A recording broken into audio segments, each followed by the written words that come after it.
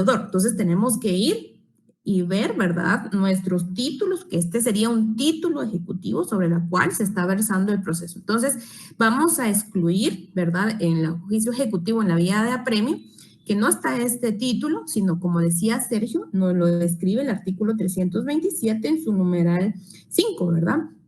Entonces, primer punto, sobre la base del título del cual se está requiriendo el derecho, nos va a parecer, ¿verdad?, que vamos a estar ante un juicio ejecutivo. Por otro lado, ¿por qué les hacía alusión yo de la sentencia? Recuérdense cómo está estructurado el juicio ejecutivo. Como decíamos, ¿verdad?, cómo explicábamos que estaba conformado el juicio ejecutivo por dos partes, ¿verdad? Por una parte, que era una parte cognitiva sumaria o breve, en donde se terminaba con una sentencia, ¿verdad? Y si se dan cuenta, por eso les hacía mención en este caso que se dictó sentencia donde se declaró, ¿verdad?, con lugar la demanda y ordena hacer trance y pago o hacer trance remate con los bienes embargados. Entonces, aquí ustedes se tienen que ubicar que efectivamente terminamos, se describe que se termina la fase cognitiva breve, ¿verdad?, que es propia del juicio ejecutivo.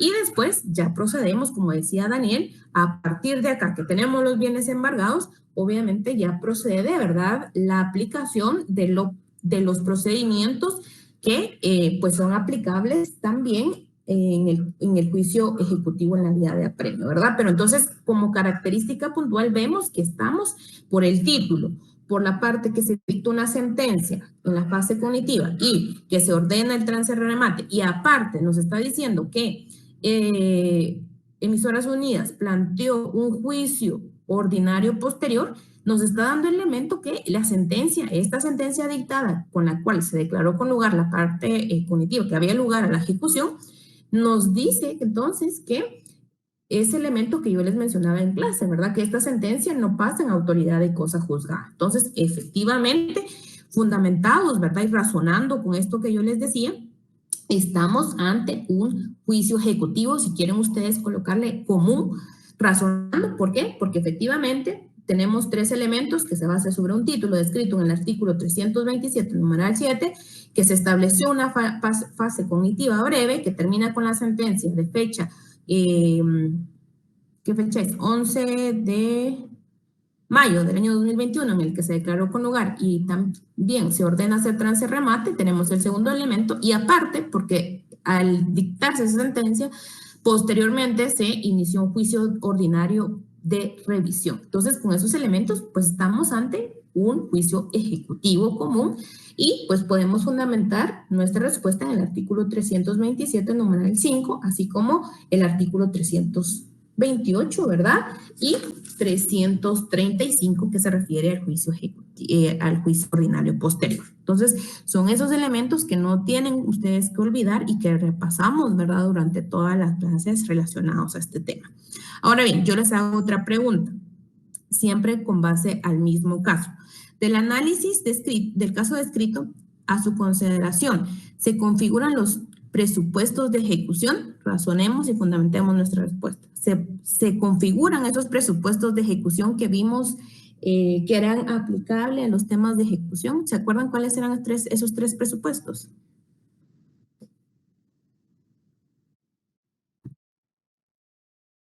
Tengan a la mano ahí sus documentos, compañeros, compañeras.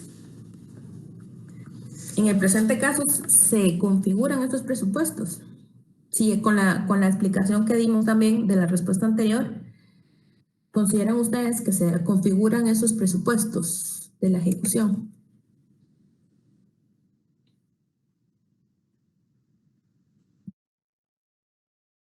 A ver, compañeras, compañeros.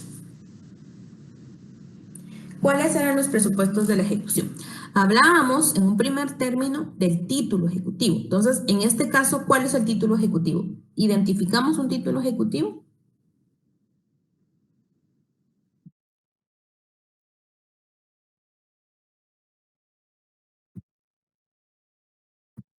Sí, sí. ¿Y cuál es el título ejecutivo en este caso? El acta notarial.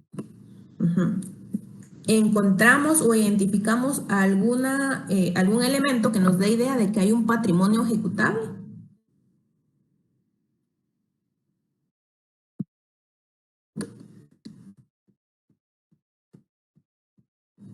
¿A qué nos referíamos con el patrimonio ejecutable? A ver.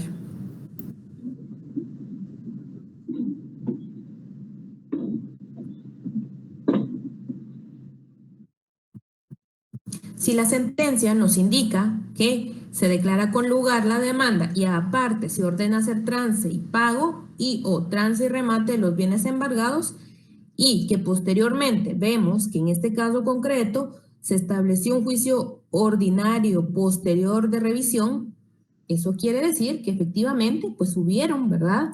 Bien sea embargos en los que se terminó con trance o remate, o bien se hizo, ¿verdad?, el embargo de cuentas con el cual se terminó el pago determinado de la cantidad requerida. Entonces, sí tenemos elementos para determinar que hay patrimonio ejecutable, ¿verdad? Y por último, la acción, ¿verdad? La acción que está promovida por la entidad, en este caso, OSI de Guatemala, Sociedad Anónima, contra, ¿verdad?, Emisoras Unidas, por el título ejecutivo, ¿verdad?, de acta notarial de saldo deudor. Entonces, ahí tenemos configurados, y en este caso concreto, teniendo presente que se dictó una sentencia en la que se declaró con lugar la demanda, eso quiere decir que el juez previamente calificó, ¿verdad?, que estuvieran en sus presupuestos. Se recuerdan que nosotros hablábamos en su momento que uno de los elementos, y está en los esquemas que les compartí, uno de los primeros, el primer paso, ¿verdad?, que se conoce en el procedimiento de juicio ejecutivo, así como en el juicio ejecutivo en la vía de apremia, es calificar la demanda que cuente con los requisitos esenciales, y otro es que efectivamente el juez, para que le dé trámite a nuestra demanda, ya sea juicio ejecutivo o juicio ejecutivo en la vía de apremio, debe configurar como primer elemento que se constituyan los presupuestos de la ejecución. Entonces, en este caso, podemos decir que si existió una sentencia declarando con lugar la demanda, eso quiere decir que hubo una calificación previa en donde se configuraron los tres elementos de tres presupuestos de la ejecución, ¿verdad? Entonces, no olvidemos ese punto. Ahora bien, con relación a la cuantía, en el caso descrito, ¿consideran que la cantidad requerida excede los 50,000 quetzales? Razonen y fundamenten su respuesta. Veamos el caso otra vez. Sí nos establece que la demanda se tramitó y fue resuelta en la parte cognitiva a través de una sentencia dictada por el juzgado quinto de primera instancia de ramo civil del departamento de Guatemala. Eso quiere decir que conoció un juez de instancia. Entonces, según las reglas de la cuantía que hemos visto y que conocimos durante todo el curso, según el acuerdo 49-2024, ¿cuál es la competencia para los juzgados de primera instancia? ¿Cuál es el monto a partir del cual deben conocer los juzgados de primera instancia? Si ustedes se recuerdan. A ver. Según la cuantía. De 36,000 para arriba, licenciada. Perdón, sí, ¿verdad? No, vea su acuerdo, Daniel. ¿Cuál es el monto? Perdón, es que ando en la calle y no cargo mis documentos, perdón. Bueno. Seguro, Pablo. Lean, yo solo les puse un monto, ¿verdad? Solo les puse un monto. En este caso, ¿exceden los 50,000 o no exceden? Según la cuantía que hemos visto. Según el acuerdo, recuerden, si eso ustedes lo tienen que aplicar para todos sus casos, y yo se los venía diciendo. Exacto, Cecilia. La cuantía quedó modificada, la última modificación se hizo a través del acuerdo 49-2024, que nos estableció una cuantía, ¿verdad?, que se unificó para todos los jueces de paz. Y decíamos que los jueces de paz que conozcan de asuntos civiles, ¿verdad?, pueden conocer por razón de cuantía aquellos asuntos que sean hasta 80,000 quetzales. Eso quiere decir que si pasa a los 80,000 quetzales, ya conoce un juez de instancia. Entonces, en este caso, si están conociendo o si dictó quien conoció el proceso de ejecución es el juez quinto de primera instancia, eso quiere decir que efectivamente el monto por el cual se está requiriendo la ejecución es mayor a los 80,000. con la respuesta que yo les pongo acá. En el caso descrito, ¿consideran que la cantidad requerida excede los 50,000? Sí excede, ¿no? Porque según la cuantía, si es menor de 80, conocería un juez de paz. Y en el presente caso, está siendo sometido el asunto a conocimiento de un juez de primera instancia del orden civil. Entonces, por ende, pues sí, la cantidad, aunque no tengamos descrita en el caso que les presento, pues por la razón de la cuantía y según las disposiciones de la Corte Suprema de Justicia, las últimas que han estipulado los montos de cuantía, efectivamente un juez de primera instancia va a conocer aquellos asuntos que sean de mayor cantidad o sean arriba de 80,000, es decir, 80,000, un centavo, ¿verdad? Para arriba, ya conoce cuál distancia. Entonces, en el primer caso, en el presente caso, sí excede, aun cuando no tengamos el monto del caso concreto, por ser un juez de instancia, suponemos entonces que efectivamente es un caso que tiene que el objeto de ejecución pues supera los 50,000 y aún más supera los 80,000, ¿verdad? Yo solo les puse una cantidad aquí solo para que ustedes hicieran el análisis correspondiente. Entonces, recuérdense siempre, el tema de la cuantía siempre va a estar en todos los casos, compañeras, compañeros. Eso era un punto para que ustedes se recordaran al respecto. Ahora bien, la siguiente pregunta. ¿La base sobre la cual se promueve el proceso corresponde a título ejecutivo? Ya nos respondimos en la primera, ¿verdad? Que efectivamente, ya lo mencionaba el compañero Sergio, ¿verdad? Es un título descrito en el artículo 327 que configura un título ejecutivo, ¿verdad? Entonces, sobre la base del cual se promueve el presente proceso, sí, es sobre un título ejecutivo de los cuales se describe en el artículo 327. La siguiente pregunta es, en el presente caso, ¿con qué resolución se da por terminada la fase cognitiva abreviada?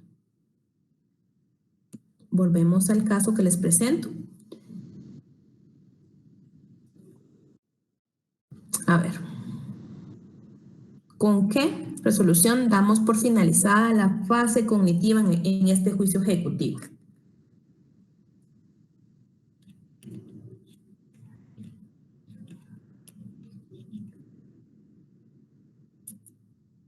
Con la declaración del lugar de la demanda, licenciada. ¿Y qué fecha tiene esa resolución o esa sentencia? Uy, no alcanzo a leer, pero espérame. Sí, claro, es esa, ¿verdad? Pero recuérdense que aquí esa resolución tiene nombre que es sentencia. La ¿verdad? sentencia del 11 de mayo del 2021. Exacto. Y esa sentencia, ¿qué calidad tiene? Ya lo dijimos también. Y es muy particular del juicio ejecutivo. Esa sentencia emitida en el juicio ejecutivo en la parte cognitiva, ¿tiene calidad de cosa juzgada? No, no tiene calidad de cosa juzgada. ¿Por qué? Porque es como temporal y está sujeta a poder posteriormente emitirse un juicio ordinario posterior a través de esa sentencia. ¿Según qué artículo, Claudia? Según el artículo 335, licenciada. Así es, ¿verdad? Entonces, en el presente caso, ¿con qué resolución se da por terminada la fase cognitiva? Con la sentencia emitida, ¿verdad? Por el juez quinto de primera instancia de fecha 11 de mayo que efectivamente declaró con lugar la demanda y ordenó hacer trance y remate del pago. Esa sentencia, recuérdense, no tiene calidad de cosa juzgada y es una de las características propias que habíamos abordado del juicio ejecutivo, ¿verdad? Que puede ser revisado esa sentencia en particular de la que declaró procedente esa parte cognitiva, ¿verdad? Que es propia del juicio ejecutivo, podía ser revisado por un juicio ordinario posterior, ¿verdad? Entonces hay mucho ojo con eso y que es una característica propia del juicio ejecutivo y que no tiene calidad de cosa juzgada dicha sentencia. Pero para promover el juicio ejecutivo, recuérdense, el juicio ordinario posterior, perdón, de revisión, recuérdense que hay algunos presupuestos que describe el artículo 335 y que también vimos en clase necesario para poder, ¿verdad?, promover el juicio ejecutivo, y uno de ellos es que esté firme. Es decir, aquí, esta fase es la siguiente pregunta que les hago. ¿Qué recurso promoverían ustedes contra la resolución o la sentencia, más bien, de fecha 11 de mayo de 2021 que declaró con lugar la demanda y ordenó hacer trance y pago o hacer trance y remate con los bienes embargados. ¿Qué recurso promoverían contra esa sentencia?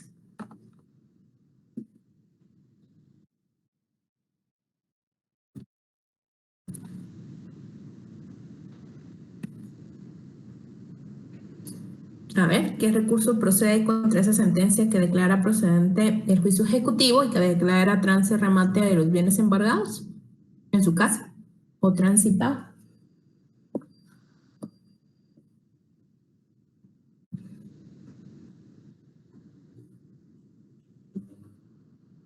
Sí, tal como lo refiere Pablo, ¿verdad? Recuérdense que también vimos en su momento que esta sentencia tiene una apelación especial, ¿verdad? O un procedimiento de apelación, que es el recurso que procede contra esta sentencia, y tiene un trámite particular que nos lo describe el artículo 334, en el que establece que el juicio ejecutivo únicamente el auto en el que se deniegue la tramitación a la ejecución de sentencia y el auto que apruebe la liquidación serán apelables. Entonces, aquí les pregunto, si nos establece el recurso de apelación que aplica únicamente contra el auto en el que se deniegue el trámite de la ejecución, la sentencia y el auto que apruebe la liquidación, ¿es apelable entonces esta sentencia?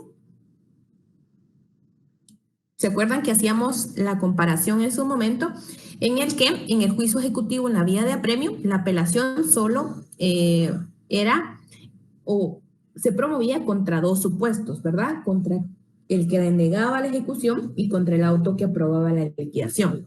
En el caso del juicio ejecutivo decíamos que se suma otro presupuesto que es la sentencia y en este caso efectivamente pues procede la apelación descrita en el artículo 334 porque estamos diciendo que se emitió una sentencia, ¿verdad? Entonces esa sentencia puede ser susceptible del recurso de apelación, pero recuérdense que tiene un trámite especial que lo regula el artículo 334. Entonces, recordemos esa diferencia del juicio ejecutivo con el juicio ejecutivo común, ¿verdad? Que el juicio ejecutivo, recuérdense que en la vía de apremio no tiene esta fase cognitiva, ¿verdad? Solo el juicio ejecutivo común. Por ende, cuando estamos hablando de recurso de impugnación de apelación, obviamente el recurso de apelación en el caso del juicio ejecutivo va a contemplar otro elemento, ¿verdad? Que va a ser la sentencia que se emita en la parte cognitiva que va a conocerse previamente para saber si se da trámite o no a el requerimiento de ejecución. Entonces, muy importante eso, que en este caso, sí, la sentencia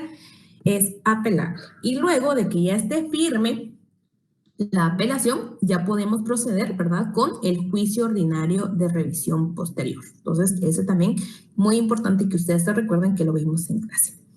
La siguiente pregunta es, en el supuesto de que se hubiera embargado cuentas bancarias, no, perdón, en el supuesto en el que se hubiera embargado una propiedad inmueble, ¿qué fase continuaría luego de que se emitió la sentencia en el que ordenó hacer trance y pago y o remate con los bienes embargados? Si ya nos dieron la sentencia por la cual el juzgado quinto estableció procedente la demanda y aparte requerir el remate de los bienes embargados o trance y pago, en su caso, si fuera el caso que se hubiera embargado una propiedad inmueble, ¿qué etapa procede luego de la sentencia?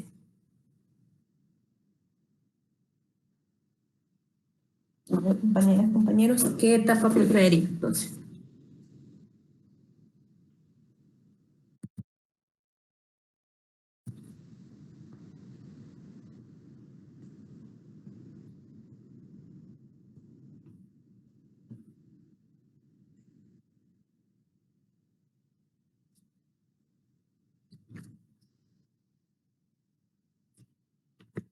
Líquida, no sé si estoy mal, pero es la evaluación del, ay, no recuerdo cómo se llamaba, pero la evaluación del bien inmueble para ver si es sobrante, si tiene todavía que sobrante para devolverle al demandado.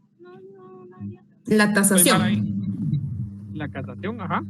Tasación del bien, sí, podría responder puede responder que si bien es cierto, no se conoce la base sobre la cual se va a fijar el bien, pues sí se podría practicar la tasación, pero, ¿verdad? La fase correspondiente per se sería el remate, la orden de remate de ese bien inmueble embargado. Pero digamos que en la lógica, primero está la tasación, sí, podría ser la respuesta. Sin embargo, lo que a mí me interesa es que la fase correspondiente, si hay un bien embargado, efectivamente lo que procede es el remate, ¿verdad? De ese bien. Y ya saben ustedes que ahí entonces aplicamos supletoriamente el procedimiento que habíamos visto en el juicio ejecutivo en la vía de apremio, ¿verdad? Cómo se procede con el remate, ¿verdad? El tema de los avisos, el tema de las posturas que se ofrecen, el derecho a tanteo, ¿verdad? La liquidación de bienes, el pago efectuado, luego de la adjudicación del bien, el derecho de rescate del bien rematado, el depósito del precio y la escrituración, ¿verdad?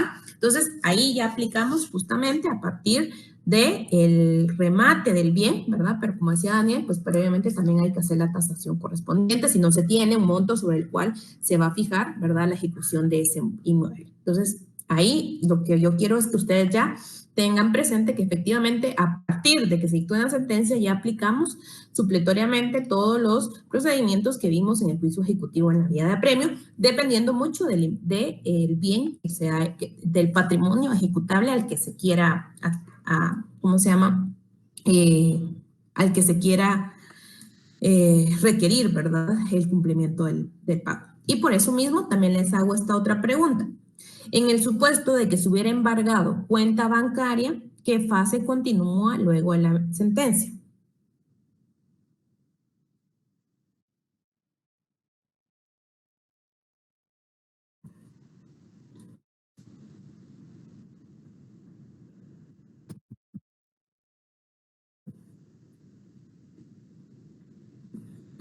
Compañeros, ¿se acuerdan que en el juicio ejecutivo, en la vía de apremio, hablábamos de la diferencia cuando se embargaba un bien inmueble y cuando estábamos hablando efectivamente de embargo de cuentas o dinero en una cantidad establecida?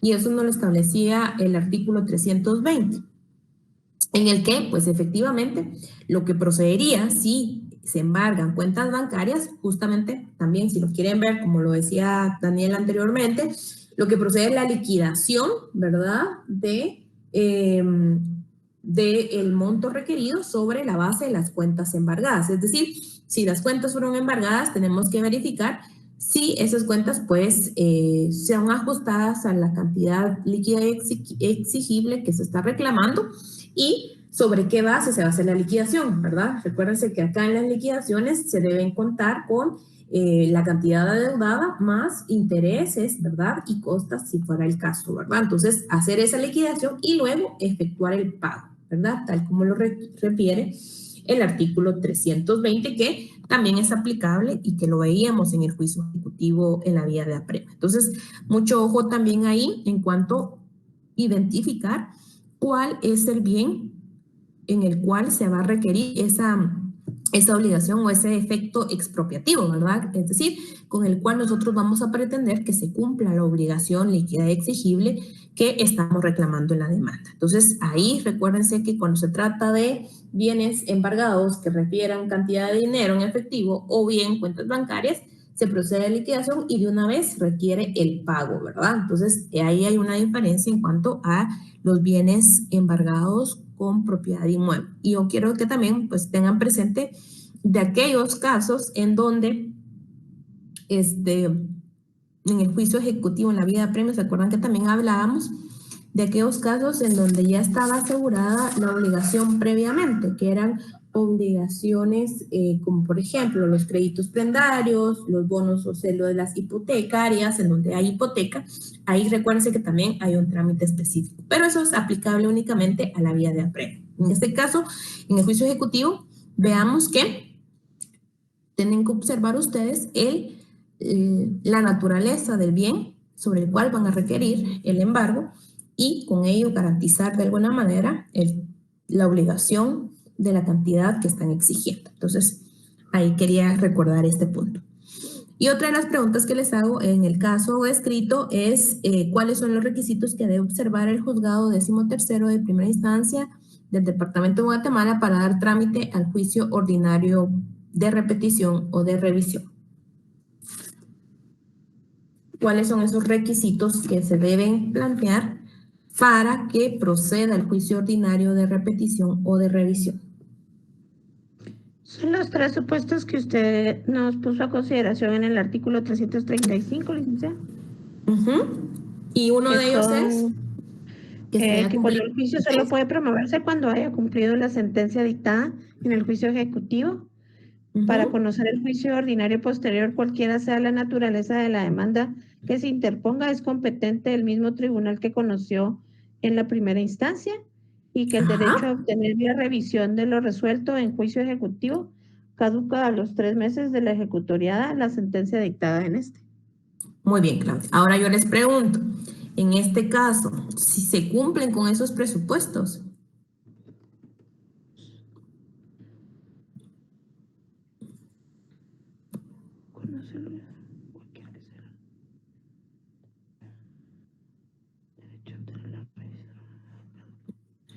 El 1 y el 2 sí los cumple. Ahora el 3, porque es de fecha del... El 2, Claudia, sí se cumple. Entonces, ¿Por qué creen que le subrayé ahí los juzgados? Revisen. Vamos a ver. Posterior, cualquiera que sea la naturaleza. ¿Por qué, no Luis? se cumple ¿Por qué porque no se tiene que ser cumple? el mismo tribunal. Y lo Exacto. están interponiendo contra el juzgado 13º. Y este fue promovido por el juzgado 5º de primera instancia. Entonces, el presupuesto 1 sí se da, el 2 no se da, y el 3... El 3, digamos que no sabemos porque no no tenemos la sabemos fecha porque la en fecha la que se pero... planteó la demanda, ¿verdad? Exactamente. Pero en cuanto al 2, que es muy importante, en este presente caso, por eso les pongo ahí, les subrayaba, tienen que identificar ustedes que, si bien es cierto, uno de los elementos es que se haya cumplido, ¿verdad?, con la sentencia, era uno de los requisitos, ¿se acuerdan que yo les indicaba? Y explicábamos ampliamente para quiénes aplicaba este requisito, tanto para la persona que fue ejecutada como el ejecutante en su caso, ¿verdad?, ¿se acuerdan?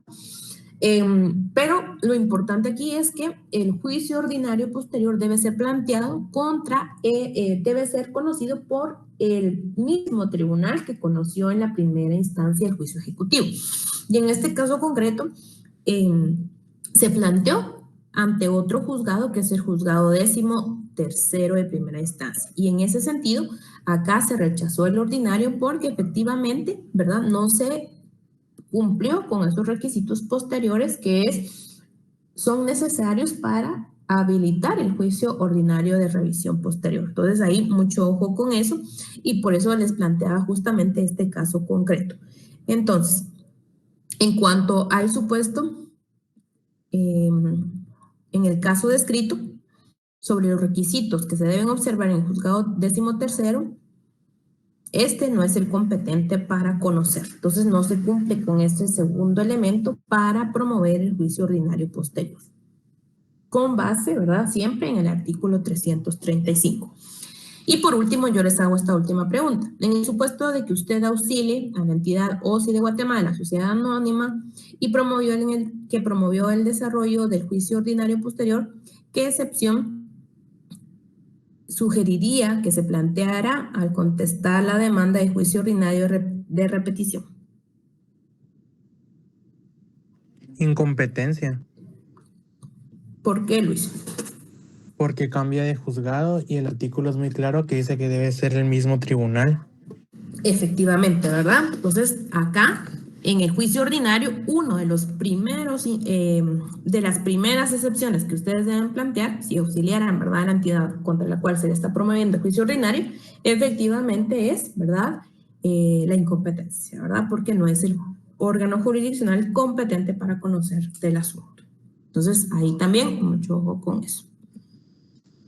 Bueno, esto yo creo que nos da un breve repaso y les da una idea a ustedes de recordar algunos puntos claves relacionados al juicio ejecutivo, ¿verdad? Que no deben olvidar, desde los presupuestos procesales para la ejecución, los títulos pertinentes al juicio ejecutivo común, las fases o las dos grandes fases del juicio ejecutivo, la aplicación supletoria del juicio ejecutivo en la vía de apremio, así como también lo particular que tiene este caso, que la sentencia que resuelve la fase de conocimiento abreviada, pues no pasa en calidad de cosa juzgada, y también los recursos atinentes a la resolución planteada, y así también como aspectos puntuales sobre el juicio ordinario posterior. Sergio. Licenciada, entonces el fundamento de incompetencia sería el artículo 335. Sí, en su segundo párrafo, en su tercer párrafo, perdón. Y obviamente, ¿verdad? El tema de las excepciones que ustedes ya vieron en el juicio ordinario, ¿verdad? Que están descritas propiamente en el artículo, ¿qué sería ahí? 200 y algo, ¿no? 116, sí, 116. ¿Verdad? Que nos habla de las excepciones previas de incompetencia, así como también es, ¿verdad? Eso sería. Bueno, no sé si hay más dudas o comentarios relacionados al tema de juicio ejecutivo.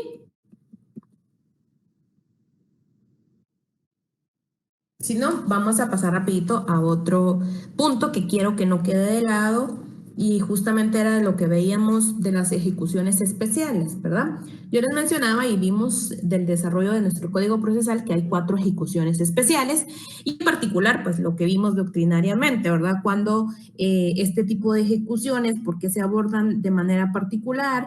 ¿Cuál es el objetivo de algunas de este tipo de ejecuciones que hablábamos que eran de carácter satisfactorio, ¿verdad?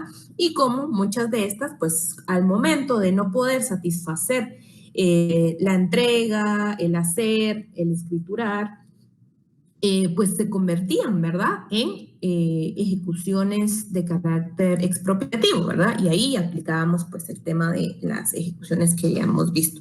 Pero puntualmente yo quería abordar un tema con ustedes que era el tema de la ejecución de la obligación de dar. Y para ello pues les presento este caso también muy concreto, que es un caso conocido, que se conoció ante la Corte de Constitucionalidad, pero me parece muy importante que analicemos el contenido de esta obligación. Bueno, este es un caso que se promovió ante el Juzgado Octavo de Paz del Ramo Civil del municipio de Guatemala, que era la entidad promovida por la entidad Megacrédito Sociedad Anónima.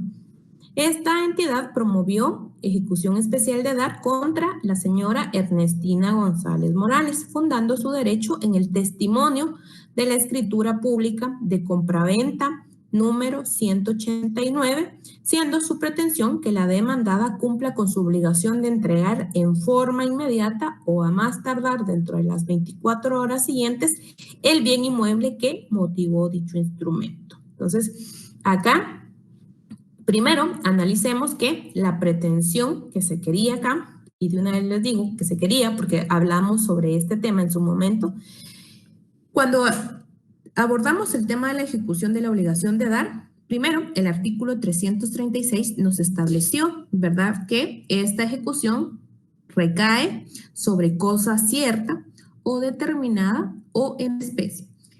Si hecho requerimiento de entrega, el ejecutado no cumple, se pondrá en secuestro judicial, resolviéndose en sentencia si procede la entrega definitiva, ¿verdad?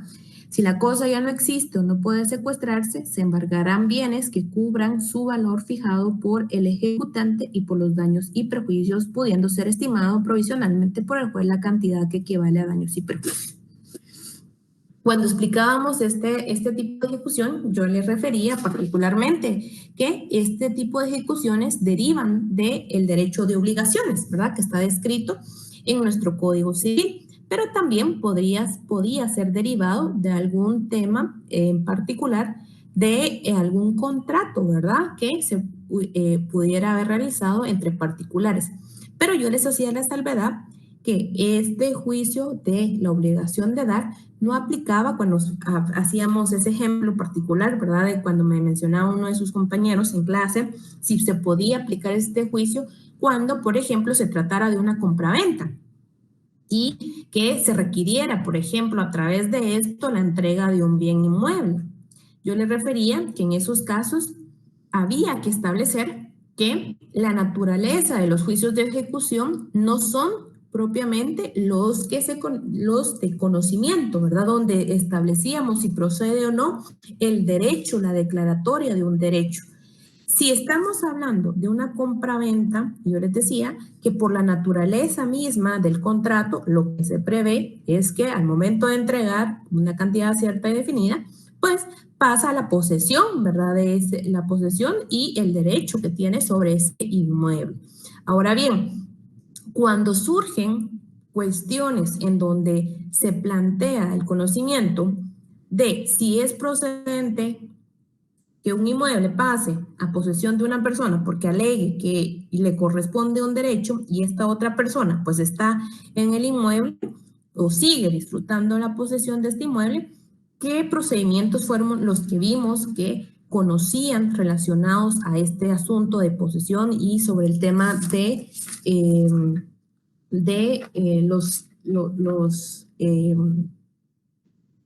los temas particulares relacionados al desahucio?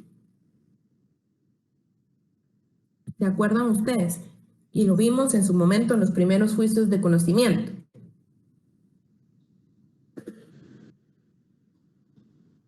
Hablábamos en el juicio sumario, si se recuerdan, que uno de los puntos que conoce este tipo de juicio de conocimiento en su número 2 es la entrega de bien mueble que no sea dinero, pero también la rescisión de contratos y los asuntos de arrendamiento y desocupación, la deducción de responsabilidad civil contra funcionarios y empleados públicos, los interdictos y los que por disposición de ley o por convenio de las partes deban seguirse en esta vía. Entonces, en cuanto al tema de desocupación, vemos que efectivamente corresponde a un juicio de conocimiento y no así, ¿verdad? Propiamente una ejecución.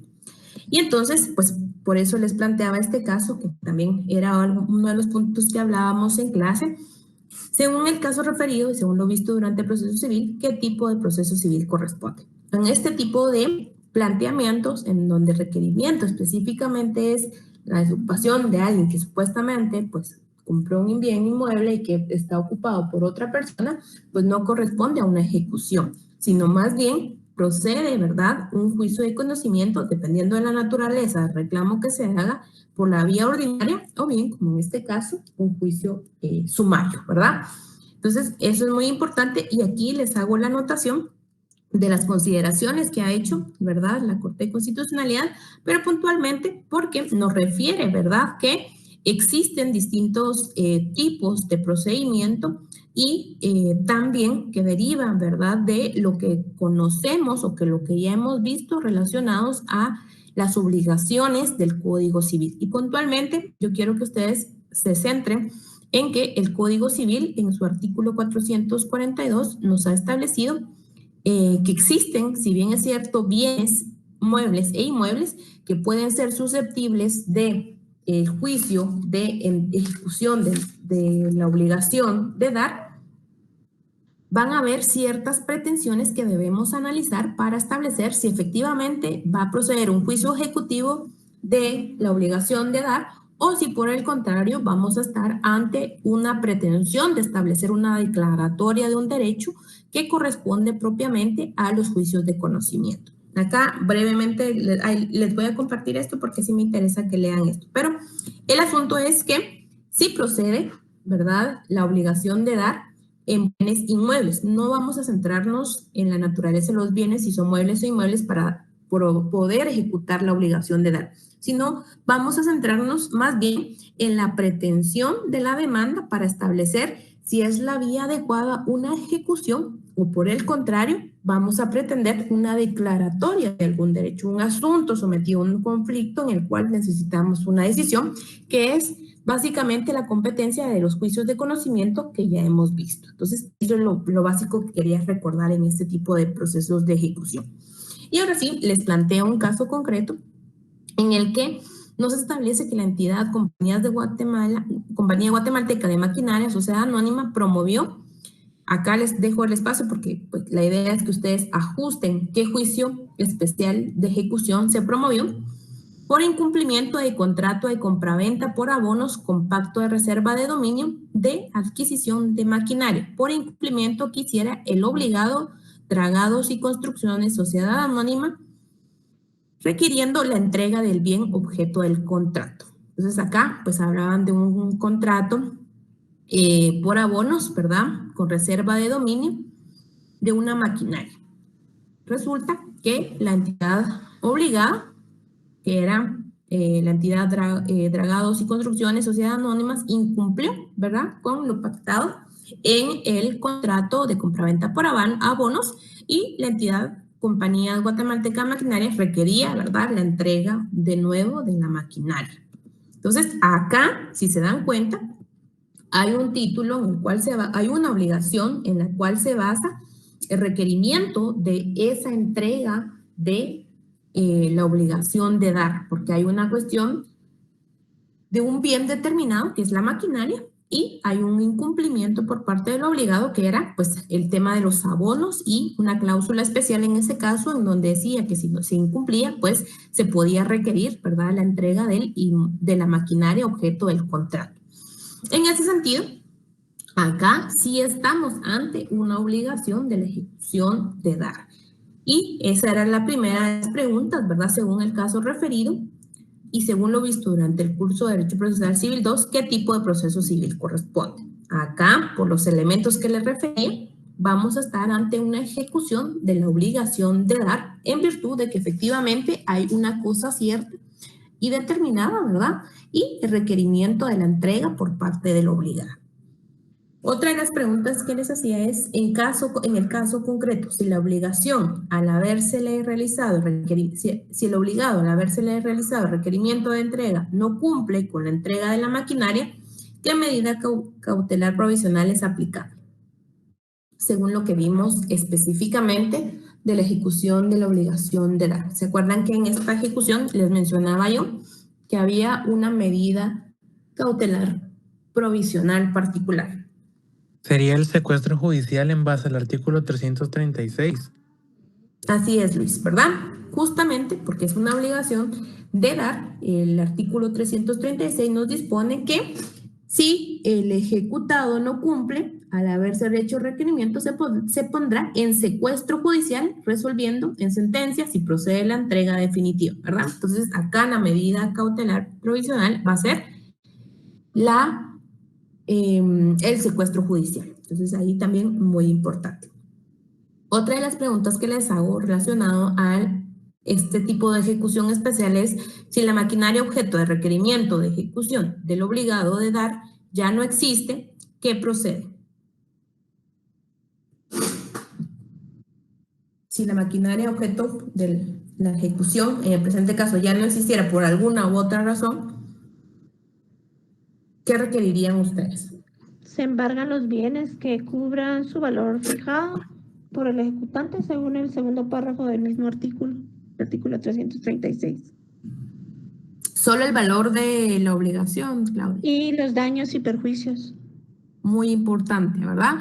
No solo el tema de si el objeto ya no existe y no puede ser secuestrado o embargado, no puede ser secuestrado o no se puede determinar dónde está, pues deben solicitarse, ¿verdad?, el embargo de los bienes que cubran el valor de el monto fijado para el ejecutante y también un monto por los daños y perjuicios, ¿verdad? Y esta cantidad pues debe ser estimada provisionalmente.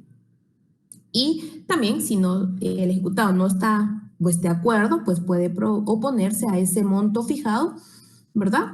Y poder también establecer esa contraposición al monto fijado a través de pruebas y pues argumentos propios por medio de la vía de los incidentes. Entonces, muy importante. Y aquí es en donde se configura, ¿verdad?, la transformación de lo que yo les establecía, que la doctrina, por eso era importante que conociéramos cuál es el objeto que pretenden estas ejecuciones especiales, y son un objeto netamente de satisfacción, ¿verdad? Sin embargo, cuando no se logra esa satisfacción, que es el deber ser, lo ideal es que se logre, ¿verdad?, la entrega del objeto y con ello satisfacer la ejecución.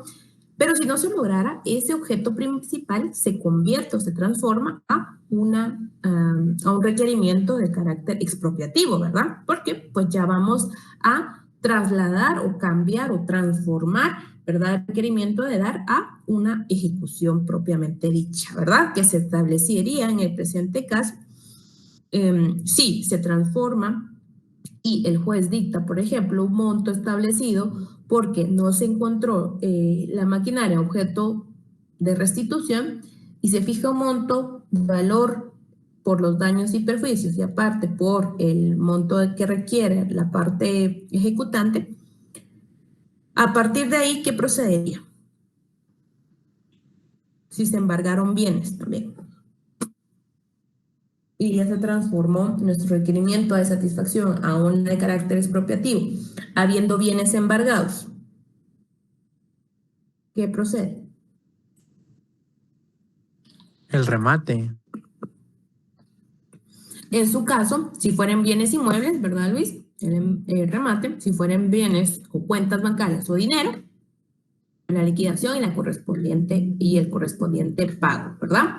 Ahí va a depender mucho, ¿verdad?, del proceso que vayamos a requerir que se transforme en una ejecución, ¿verdad? En una ejecución, ya sea en la vía de apremio o en la vía del ejecutivo común, ¿verdad? Pero en este caso concreto, derivado que su objeto principal o el título sobre el cual se solicitó era un contrato de compraventa, pues efectivamente aplicamos supletoriamente ya la fase, ¿verdad?, de juicio ejecutivo en la vía de apremio, porque pues era lo que habíamos conocido también para el juicio común, ¿verdad? Entonces aquí aplicamos efectivamente ya sea remate o bien, si fueran cuentas bancarias o dinero, la entrega o el pago correspondiente. Entonces, mucho ojo también ahí con este punto, que también alguno de esos aspectos es aplicable para el juicio ejecutivo de la obligación de hacer, ¿verdad?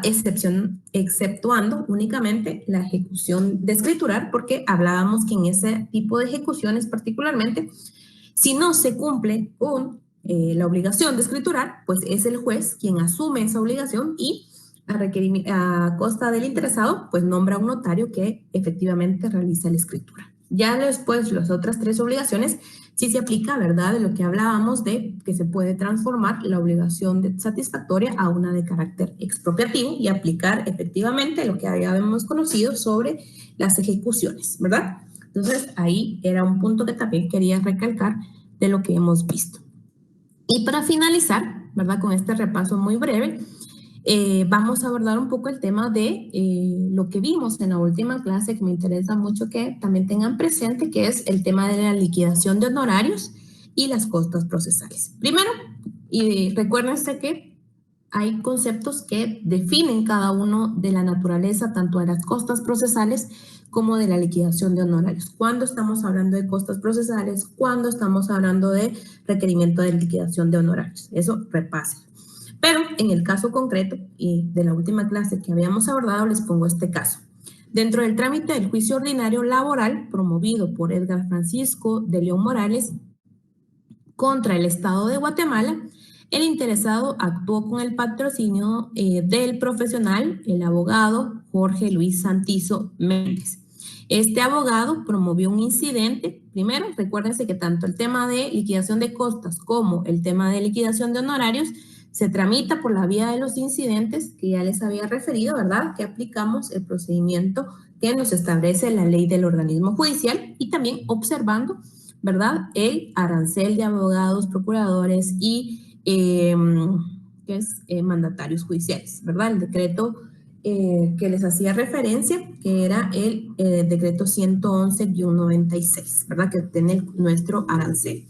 Bueno, en este caso, el abogado Jorge Luis Santizo pues promovió ese incidente de liquidación de honorarios profesionales contra el Estado de Guatemala por la Dirección Procuración dentro del referido juicio ordinario laboral, el cual fue declarado parcialmente con lugar por el juez del asunto, es decir, el juez que conoció el juicio ordinario, puesto que rebajó el rubro de los honorarios por la prestación del incidente.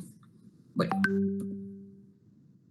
ante este caso, y según lo visto en clase, primero, es procedente que el abogado Jorge Luis Santizo plantee el incidente dentro del juicio ordinario laboral en el cual estuvo auxiliando a la parte trabajadora.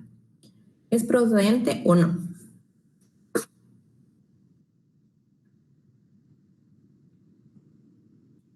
Según lo que hemos visto y lo que vimos en la última clase, ¿se acuerdan que yo les estaba hablando de cómo podemos nosotros requerir cuando requerimos el pago de nuestros honorarios? Decíamos que según el artículo 2 del arancel, ¿verdad?, del Colegio de Abogados y Notarios, para asuntos de los abogados y procuradores y mandatarios, etcétera, etcétera, establece en su artículo 2 que el abogado que requiere el pago o la liquidación de sus honorarios lo puede hacer mediante cuerda independiente, ¿verdad?, dependiendo del monto que ascienda la liquidación con base al arancel, plantearlo como una demanda normal, ¿verdad?, ante el juez civil de su domicilio, dependiendo de la cuantía a la que asiente el monto. Puede ser juzgado de paso, juzgado de instancia, dependiendo del monto reclamado, puede hacerlo de forma independiente. Pero también les decía yo que el artículo 2 dice que nosotros como abogados también podemos, ¿verdad?, interponer dentro del juicio, si estamos reclamando honorarios por el auxilio dentro de un proceso en el cual el proceso se haya condenado a costas procesales, nosotros como abogados podemos plantear el incidente dentro de ese proceso, ¿verdad?, que se declaró con lugar y hacia nuestro patrocinado y requerir la parte que corresponde a nuestros honorarios de esas costas procesales. Es decir, podemos tener estas dos vías y en el presente caso, efectivamente, el abogado Jorge Luis Santizo Méndez lo que hizo fue promover el incidente dentro del juicio ordinario laboral en el que se condenó a costas procesales al Estado de Guatemala. Y contra este fue que planteó el incidente dentro del juicio ordinario, que efectivamente puede ser una de las dos vías por las cuales se puede requerir la liquidación de honorarios. Entonces, en la primera pregunta, efectivamente, ¿verdad?, el abogado Jorge Luis Santizo podía promoverlo en liquidación de honorarios por cuerda separada e independiente en contra de su patrocinado, ¿verdad? Muy importante, en contra de su patrocinado, mediante el planteamiento del incidente ante un juez civil de su domicilio y según la cuantía que correspondiera a la liquidación adeudada, o bien, como lo hizo en el presente caso, dentro del proceso en el que se condenó a costas procesales a la parte que pues fue vencida, que en este caso fue el Estado de Guatemala. Entonces, tiene esas dos vías, ¿verdad?, para solicitar el requerimiento del pago de costas de liquidación de honorarios según el artículo 2 del decreto 111-96, ¿verdad? Entonces, acá podemos optar a esas dos vías, que era lo que les explicaba en la última clase. La otra pregunta es si en el caso descrito el incidente fue declarado con lugar parcialmente, puesto que el juez rebajó el rubro de los honorarios por la presentación del incidente. ¿Cuál considera usted que es la base sobre la cual se rige esa rebaja? ¿Cuál es la decisión sobre la base de qué ordenamiento es que el juez decide de alguna manera ajustar los montos que se presentaron en la liquidación? Eso también se nos explicaba que nuestros honorarios deben ser sobre una base. Pueden ser pactados, recuérdense, sobre la base del arancel, ¿verdad? Sobre los montos que establece el arancel. Esa es la base, ¿verdad? Sin embargo, puede haber sido pactado una cantidad mayor, pero nosotros como abogados debemos probar que efectivamente ese monto fue pactado con nuestros clientes, ¿verdad? A través, ya bien sea en algunos casos, por un contrato de ejercicio profesional, ¿verdad? O bien, en este caso, si nosotros no hicimos este acuerdo o ese contrato, Lo que procede es que el juez a veces revisa, ¿verdad?, la liquidación que nosotros hagamos, y si se pasa o sobrepasa las cantidades que establece el arancel, pues va a ser un ajuste con base a los montos del arancel. Entonces, muy importante también ese aspecto. Y en este caso es donde, pues, específicamente el juez al resolver, pues, declaró parcialmente con lugar la liquidación porque ajustó, ¿verdad?, los rubros de los honorarios que el abogado estaba solicitando sobre la presentación del mismo incidente. Entonces, ahí tenemos que considerar, y la pregunta está hecha para que ustedes analicen y tengan presente que siempre la base sobre la cual nosotros debemos hacer la liquidación de honorarios es la del arancel, a excepción de que hayamos pactado montos distintos, ¿verdad?, y que consten en algún acuerdo o un contrato, o bien un contrato de prestación de servicios profesionales.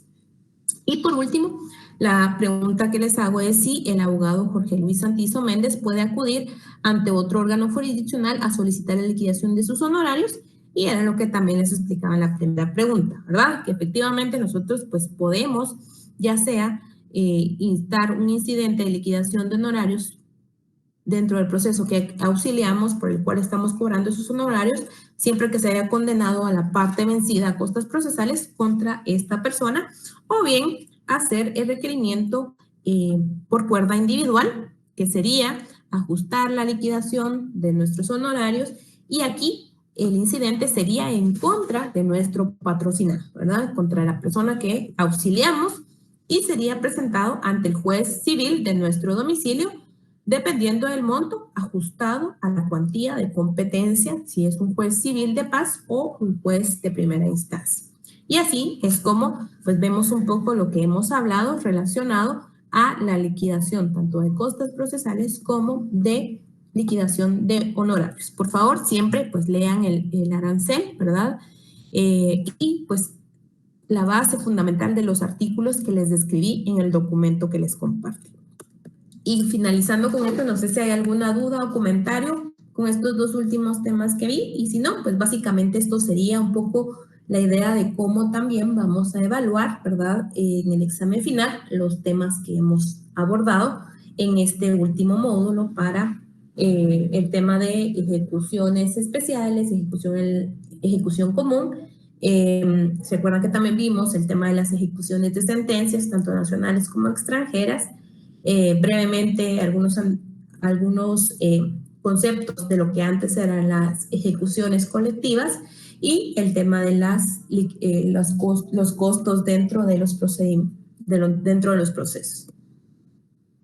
No sé si hasta aquí hay alguna duda, algún comentario. De mi parte, pues era un poco lo que quería comentarles y hacer este repaso muy breve y general de los temas que me parecen pues bastante importante que tengan presente, más para el examen final, pues para que ustedes lo puedan utilizar en el día a día, ¿verdad? ¿Comentarios o dudas? ¿Preguntas? Sergio. Sí, licenciada, muchas gracias por todo. Y una consulta sería si nos va a pasar este documento como para verlo como material de repaso, digamos. Sí, se los puedo pasar, Sergio, se los voy a compartir. Gracias. Esta sería la modalidad del examen, ¿verdad? Sí, siempre con casos, recuérdense. Bien, gracias, licenciada. Bueno, yo hasta aquí lo dejaría, compañeras, compañeros, estudien, repasen, ¿verdad? Y como les digo, más que para el examen final, pues la idea es que ustedes también vayan adquiriendo algunos conocimientos para ponerlos en práctica en su futura carrera profesional. Bueno, mis mejores éxitos para ustedes, ¿verdad? Estudien mucho para sus exámenes finales y pues también para el examen de civil, procesal civil, el día jueves, siempre recordándoles por favor la puntualidad, tener sus leyes y pues siempre leer los documentos de apoyo que también les he compartido, ¿verdad? Pues de cualquier cuestión, ahí estamos en comunicación en estos días. Les voy a estar compartiendo con los compañeros auxiliares qué salones nos asignan, o si hay un cambio en cuanto a los salones, porque siempre nos asignan 2, para que podamos estar al día y en horario el día jueves, ¿verdad? Y no nos atrasemos. Bueno, hasta aquí lo dejaría. Estudien y mis mejores éxitos para estos exámenes finales.